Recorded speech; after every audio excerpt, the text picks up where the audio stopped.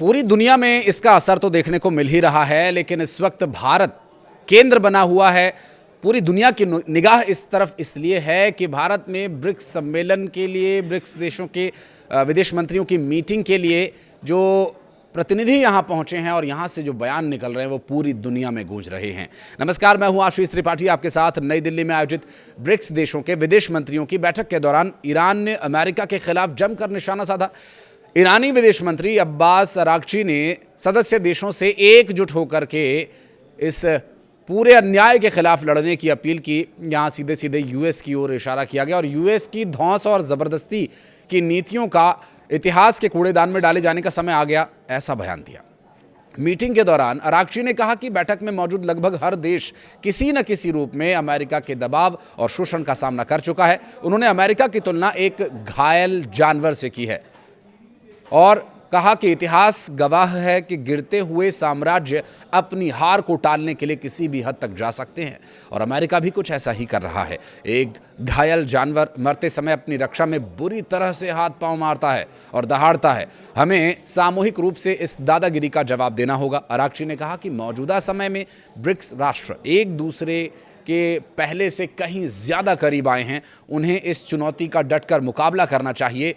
भारत ने 14 और 15 मई को होने वाली 2 दिवसीय मंत्री स्तरीय बैठक की अध्यक्षता की और दुनिया के बड़े नेताओं का ब्रिक्स की मीटिंग में शामिल होना ये दिखाता है कि ये मंच मिडिल ईस्ट में चल रही उथल पुथल और तनाव को सुलझाने के लिए एक बहुत ज़रूरी जगह बन गया। ब्रिक्स बैठक के बाद गुरुवार को ईरानी विदेश मंत्री ने प्रधानमंत्री नरेंद्र मोदी के साथ एक उच्च स्तरीय बैठक की।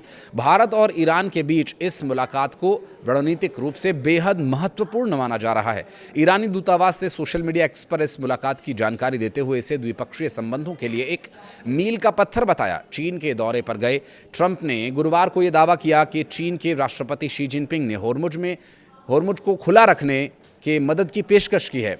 तो वहीं फॉक्स न्यूज़ को दिए गए एक इंटरव्यू में ट्रंप ने कहा कि शी जिनपिंग ये चाहते हैं कि अमेरिका और ईरान के बीच कोई समझौता हो जाए।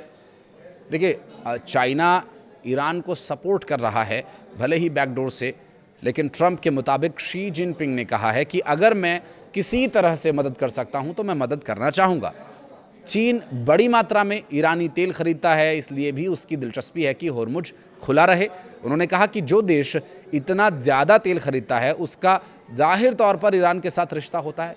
चीन ये चाहता है कि होर्मुज स्ट्रेट खुला रहे। वहीं ईरान ने होर्मुज से गुजरने वाले जहाज़ों के लिए नए नियम लागू किए हैं।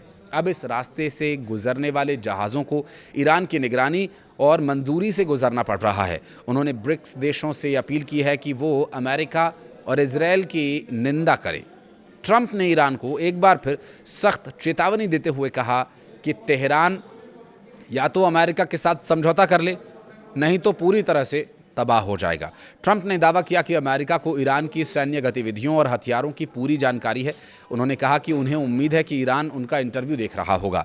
ट्रंप ने दावा किया कि ईरान ने अपने कुछ मिसाइल और हथियार भूमिगत ठिकानों से हटाए हैं। उन्होंने कहा कि हमें ठीक पता है उन्होंने क्या रखा हुआ है, ये सब एक दिन में ख़त्म हो जाएगा।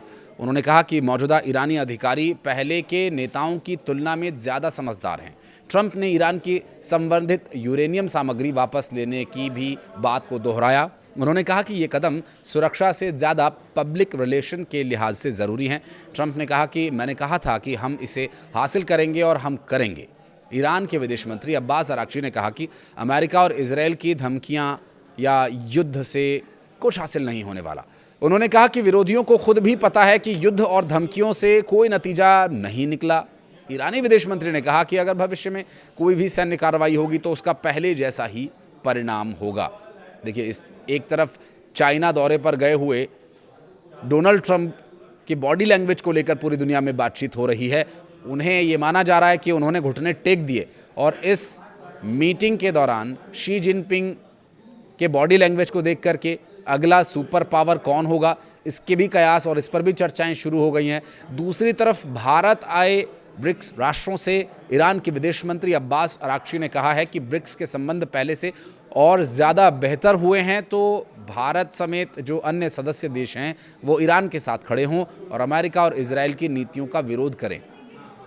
पूरी दुनिया को मालूम है कि इस वक्त जो परिस्थितियां हैं युद्ध की, जो हालात बने हुए हैं, उन हालातों में जो आर्थिक संकट कुछ देश झेल रहे हैं वो तो एक अलग का विषय है, लेकिन ऊर्जा संकट सबसे बड़ा और घनघोर संकट बना हुआ है। बहरहाल देखना होगा कि डोनाल्ड ट्रंप चाइना से कोई ऐलान करेंगे।